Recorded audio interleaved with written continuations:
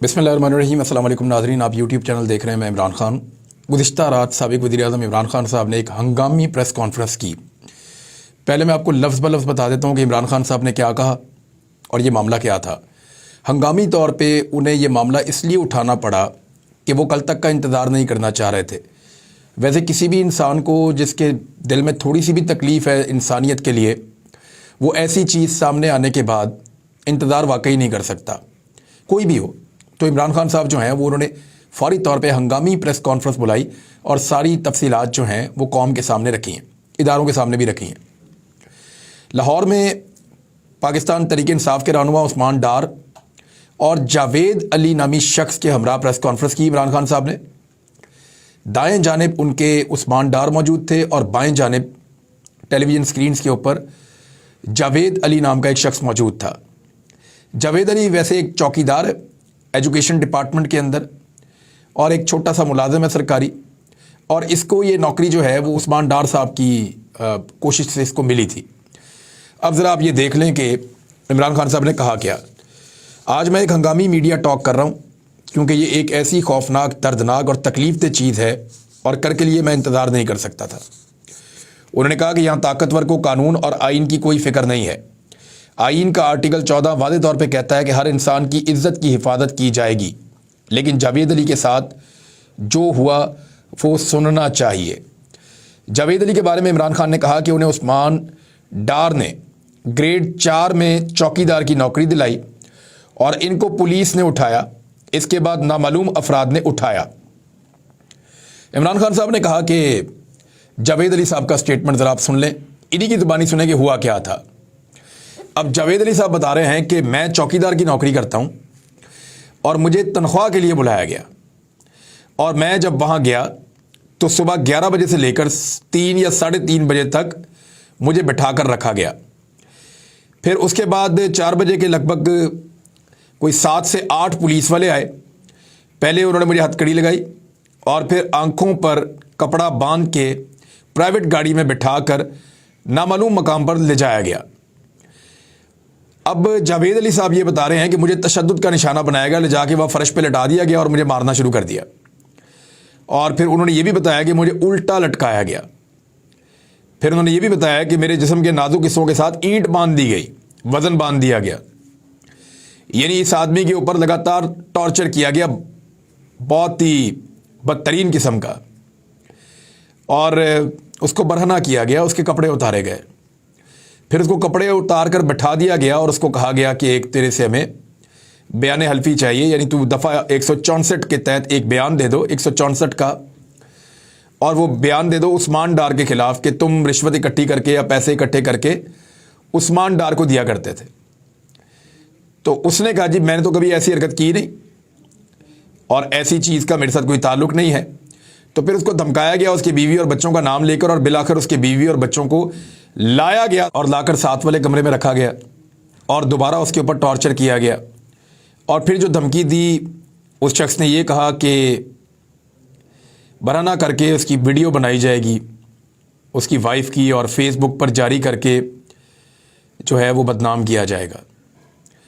तो जब मेरी फैमिली उसने कहा सामने आई तो मैंने उनसे कहा कि बताओ करना क्या है। टूट गया। उसने कहा बताओ मैं क्या करूं, आप हमें छोड़ दोगे? तो फिर उन्होंने कहा कि 164 के तहत बयान दो और कहो कि पैसे लेकर उस्मान डार को दिए हैं। साबिक वज़ीर-ए-आज़म ने कहा कि जावेद अली की बातों की तस्दीक हर तरह से कर सकते हैं और ये मेरे सामने कुरान पाक पर हाथ रखने के लिए तैयार थे। इनसे 164 का बयान उस्मान डार को करप्शन के केसेस में फंसाने के लिए दिलवाया गया है। इमरान खान ने कहा कि मेरी चीफ जस्टिस ऑफ पाकिस्तान से गुजारिश है कि जावेद अली के मामले पर आज खुद नोटिस लें और पता चलाएं कि ये कौन लोग हैं। अदलिया की सबसे बड़ी जिम्मेदारी हमारे बुनियादी हुकूक की हिफाजत करना है। उन्होंने कहा कि मैं अपनी अदलिया और चीफ जस्टिस से कहना चाहता हूं कि हमारे बुनियादी हुकूक की हिफाजत कौन करेगा। जिस जज ने शहबाज गिल को तशद्दुद के बाद वापस जेल भेजा तो गुस्से में कहा था कि हम कानूनी कार्रवाई करेंगे, जिस पर तौहीन अदालत का नोटिस हुआ, लेकिन किसी ने ज़ेरे हिरासत तशद्दुद पर आज तक कुछ नहीं किया। इमरान खान ने कहा कि जब मुझे गोलियां लगीं तो उस वक्त चीफ जस्टिस से मुखातिब हुआ कि जिन्होंने मुझे कत्ल करने की कोशिश की वो सारे इक़्तिदार में बैठे हुए हैं। انہوں نے اپنی بات جاری رکھتے ہوئے کہا کہ جب سے جنرل باجوہ یہاں پر ڈرٹی ہیری کو لے کر آئے ہیں تب سے یہ تشدد شروع ہوا ہے۔ شہباز گل، اعظم سواتی اور مجھے گولیاں لگی ہیں۔ لوگوں کو بند کمرے میں کپڑے اتارے گئے اور ذلیل کیا گیا۔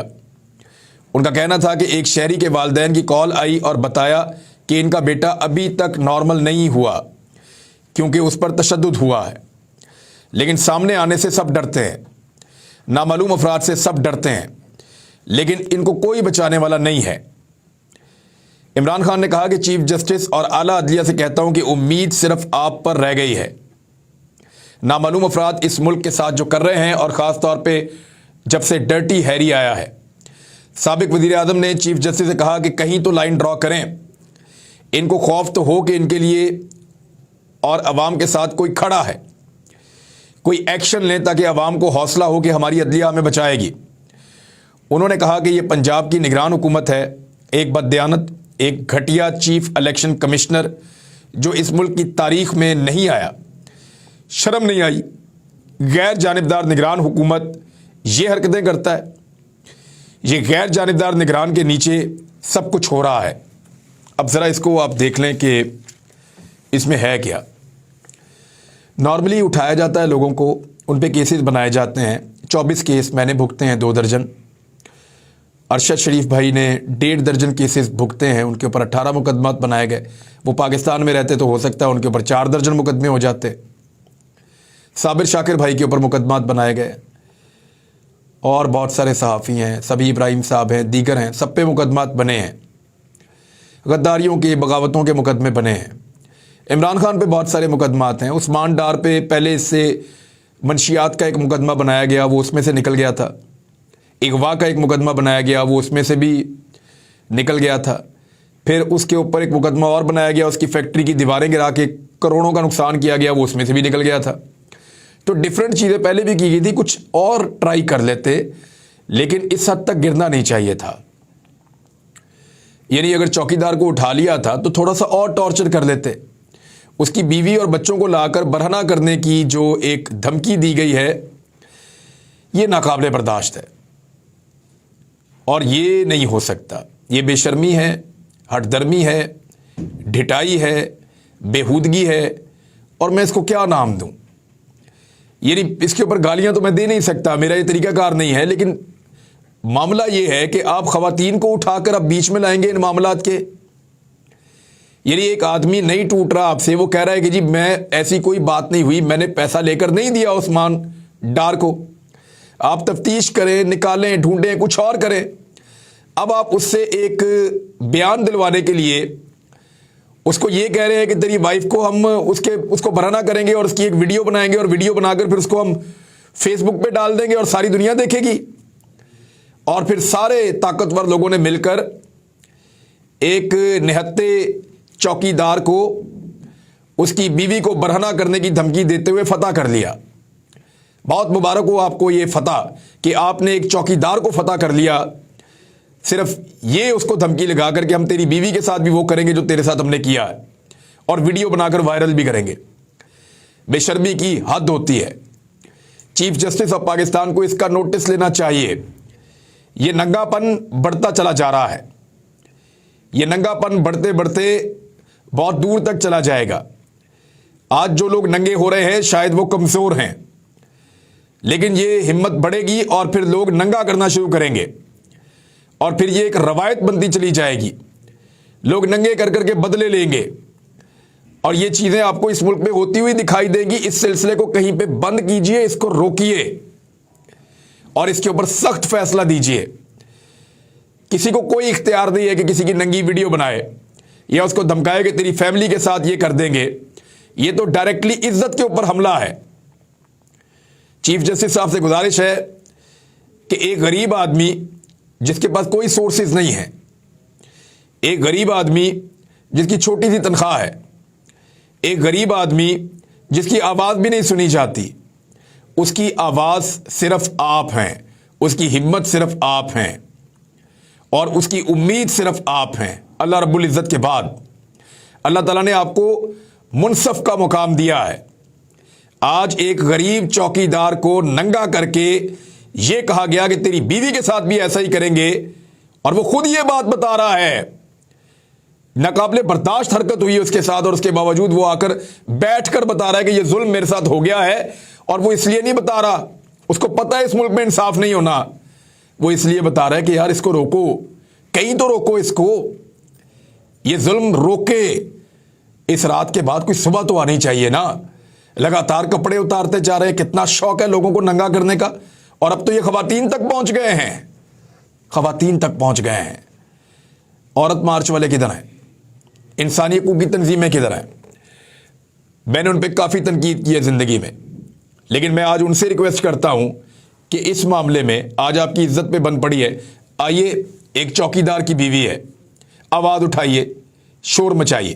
اور میری انفارمیشن کے مطابق جس وقت میں یہ ویلاگ ریکارڈ کر رہا ہوں، اس سے پہلے مجھے ایک دوست نے انفارمیشن دی ہے کہ فوری طور پہ تمام طاقتور لوگ متحرک ہو گئے ہیں، اور وہ اب اس آدمی کو، اس کی فیملی کو اور باقی ساری چیزوں کو ٹریس کر رہے ہیں، اور ان کے اوپر دباؤ ڈالا جائے گا، اور اس طرح کی چیزیں کی جائیں گی جس سے ثابت کیا جائے کہ یہ وقوع اس طریقے سے نہیں ہوا، جان بوجھ کر اب ثابت کرنے کی کوشش کی جائے گی۔ لیکن اس آدمی نے آ کر سارا کچھ بتا دیا، اور وہ قرآن پاک پر ہاتھ رکھنے کے لیے بھی تیار تھا۔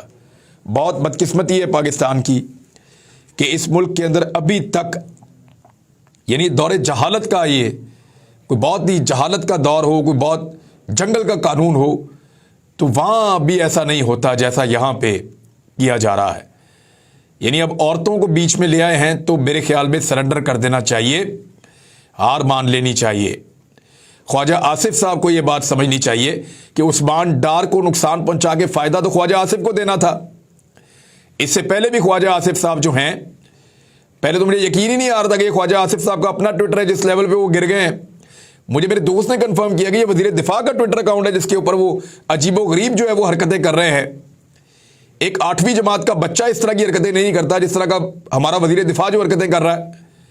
اور اس کے بعد پچھلی مرتبہ جنرل باجوہ نے سیٹ دلوا دی تھی، اور اس مرتبہ عثمان ڈار کو رستے سے ہٹانے کے لیے اس قسم کے ہتھ کنڈے کیے جا رہے ہیں۔ بے شرمی اور ڈھٹائی کی، بےہودگی کی یہ ایک انتہا ہے، اس کو روکا جائے۔ لوگ بہت غصے میں ہیں، اور لوگوں کو بہت سارے شکوے ہیں۔ یہ معاملات ختم کرنے کے بجائے کون آگے بڑھا رہا ہے؟ میرے خیال میں پاکستان کے آرمی چیف بھی اس میں رول پلے کر سکتے ہیں، اور ان کو چیک کرنا چاہیے کہ یہ کون لوگ ہیں جو اتنی اچھی شہرت پیدا کر رہے ہیں اداروں کے لیے، اور پاکستان کے ادارے بدنام ہو رہے ہیں بدقسمتی سے۔ بہرحال دیکھتے ہیں کہ اس کے اندر اب کیا ہوتا ہے اور کس طرح کا انصاف دیا جاتا ہے، لیکن یہ جو بھی ہو رہا ہے نا، اچھا نہیں ہو رہا، اور یہ تاریخ میں لکھا جا رہا ہے۔ عثمان بزدار کے خلاف نیب نے گھیرا تنگ کر دیا ہے، بہت اچھا کیا، اور اس کے اندر یہ بتایا گیا ہے کہ 28 فروری تک نیب لاہور کو عثمان بزدار کے نام جائیدادوں کا ریکارڈ فراہم کرنے کے احکامات جاری کیے گئے ہیں، اور نیب نے ایڈیشنل ڈپٹی کمشنرز ریونیو کو مراسلہ جاری کیا ہے تاکہ یہ سارا ریکارڈ ان کو فراہم کیا جائے۔ عثمان بزدار کے خاندان کے 10 افراد کے نام جائیدادوں کا ریکارڈ طلب کیا گیا ہے۔ عثمان بزدار کے بھائی کا ضرور چیک کریں، بلکہ 2-3 بھائی ہیں ان کا چیک کریں، ان کے پاس ضرور جائیدادیں نکلیں گی، اور نہ صرف عثمان بزدار کے بھائیوں کے پاس نکلیں گی، بلکہ میں پہلے کرتا رہا ہوں، ایک طور بزدار نام کا آدمی عثمان بزدار صاحب کے ساتھ ہوتا تھا، اور یہ بڑا کلوز تھا، اور اس کا بھی بڑا اثر رسوخ تھا، اور اس کے پاس پہلے کتنا پیسہ تھا اور بعد میں کتنا پیسہ بنا وہ بھی چیک کیا جانا چاہیے۔ تو عثمان بزدار کو بالکل چیک کریں، اگر کرپشن کی ہے تو اس کو بھی اندر ڈالیں، لیکن شہباز شریف اور حمزہ شہباز کو کس بنیاد کے اوپر NRO 2 دیا گیا، ان کو بھی پکڑیں، اندر ڈالیں، ان سے لوٹ مار کا پیسہ برآمد کریں۔ یعنی عثمان بزدار نے چھوٹی موٹی کو کھچ ماری ہوگی، اور بالکل ماری ہوگی، بہت ساری معاملات جو ہیں وہ ہم نے دیکھے بھی ہیں، میں نے رپورٹ کی ہے، میں نے 12 پروگرام کیے عثمان بزدار کے خلاف ماضی میں، اور میں ان چیزوں کے اوپر آج بھی قائم ہوں جن چیزوں کے اوپر میں نے پروگرام کیے۔ لیکن یہ جو 16 ارب کی کرپشن معاف کی گئی ہے فوری طور پہ، جس میں سلمان شہباز، حمزہ شہباز اور شہباز شریف، اور راتوں رات جو ہے وہ لوگ فوت ہونا شروع ہو گئے ہارٹ اٹیک سے، گواہ منحرف ہونا شروع ہو گئے، اور چیزیں غائب ہونا شروع ہو گئیں، اور ایک دم نکل گئے اس میں سے، یہ NRO 2 کا نتیجہ تھا۔ اس کے اوپر بھی جو ہے وہ توجہ دی جانی چاہیے۔ آخر میں آپ کو ایک چیز بتاتا ہوں کہ PDM الیکشن میں جاتی کیوں نہیں ہے۔ دیکھیں اس کی ایک مثال جو ہے وہ لاہور ہائی کورٹ کے اندر جو انتخابات ہوئے ہیں وہاں آپ کو مل جاتی ہے. بلکہ میں مبارکباد دینا چاہتا ہوں صباحت رضوی صاحبہ کو. 150 سال کی تاریخ ہے, انہوں نے تاریخ بدل ڈالی ہے. پہلی مرتبہ secretary Lahore high court bar منتخب ہو گئی ہیں ایک خاتون, صباحت رضوی صاحبہ. اللہ تعالیٰ ان کو اس عہدے کے ساتھ انصاف کرنے کی اور وکلا کے لیے اور انصاف کے لیے جدوجہد کرنے کی توفیق عطا فرمائے, اور یہ کامیابی ان کو بہت بہت مبارک ہو, ان کے سپورٹرز کو بہت بہت مبارک ہو, کیونکہ خواتین کو موقع کم ہی ملتا ہے, لیکن انہوں نے مردوں کے بیچ میں اپنے لیے جگہ بنائی اور یہ مقام حاصل کیا. لیکن پاکستان تحریک انصاف کی حمایت کی وجہ سے یہ گروپ بہت بڑی اکثریت کے ساتھ جیتا ہے, بہت بڑی اکثریت کے ساتھ. یہ چیز بتا رہی ہے کہ کیوں پی ڈی ایم کی جماعتیں الیکشن میں نہیں جانا چاہتی. پی ٹی اے کی صرف سپورٹ ملے تو یہ ہو رہا ہے اس وقت, اور عمران خان کا رستہ روکنا چاہتے ہیں. رستہ روکنے کا ایک ہی رستہ ہے کہ رستہ دیا ہی نہ جائے, چیزوں کو وہیں پہ روک دیا جائے, اور وہی اس وقت کیا جا رہا ہے. اب تک کے لیے اتنے ہی. اپنا خیال رکھیے گا, اپنے چینل کا بھی. اللہ حافظ.